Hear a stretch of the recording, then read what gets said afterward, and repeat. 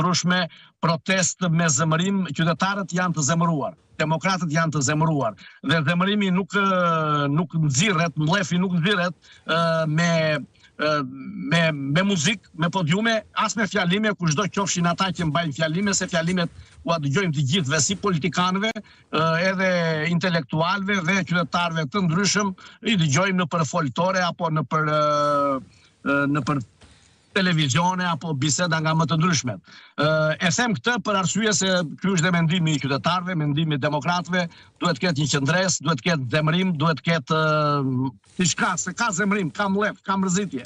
Dhe për mua, ideja ime ka qenë gjithmonë, dita që protestojnë qytetarët, proteston opozita, pushtetin e kanë në duar qytetarët dhe ata duhet vendosin se si do të zhvillohet protesta.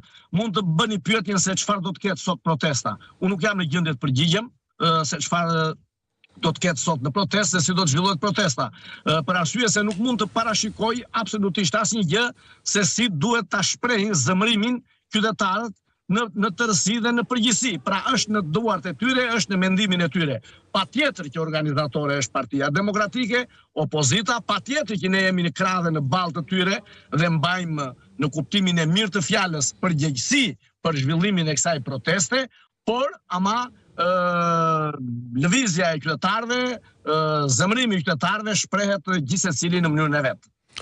Zoti Baçi, një protest që do të dëshmojë madhështinë dhe zemërimin e qytetarëve. Në fakt, Partia Demokratike nuk është se ka vuajtur për një protest që dëshmon madhështinë, sepse edhe protesta e përpara vitit të ri ishte një protest në shifra, në numra madhështore.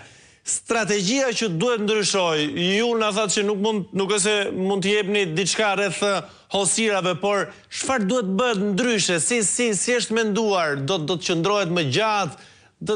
Çfarë keni menduar ndryshe? Sepse ka shumë qytetarë, unë them gjithmonë në intervistat e mia i kritikoj përfaqësuesit e opozitës duke thënë që shumë qytetarë vinë, por nuk zgjidhin gjë, jo se presin të bie Rama sot, por diçka që qytetarët tu duket ajo ardha në Tiranë sikur bën diçka, se edhe kjo pikërisht, në fakt në çdo protest kemi bërë diçka, kemi bërë shumë madje. Lajm për mediat ndërkombëtare po.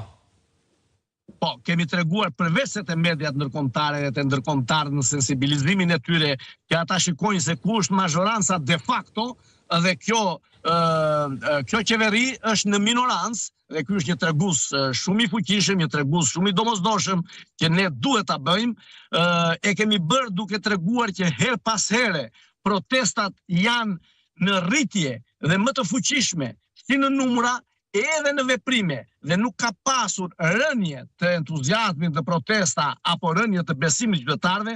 Pra rritja e besimit qytetarëve në çdo protestë pasardhëse tregon që kemi bërë jo diçka, po kemi bërë më shumë se diçka. Dhe ne duhet të kemi parasysh një gjë, protesta nuk rrëzon qeverinë atë ditë, por protesta përgatit terrenin e dur, ngjall besimin te qytetarët te kjo qeveri dhe te kjo mazhorancë që nuk është më mazhorancë, që duhet të ikin, duhet të lëvizin, të hapin krahun, dhe këto protestë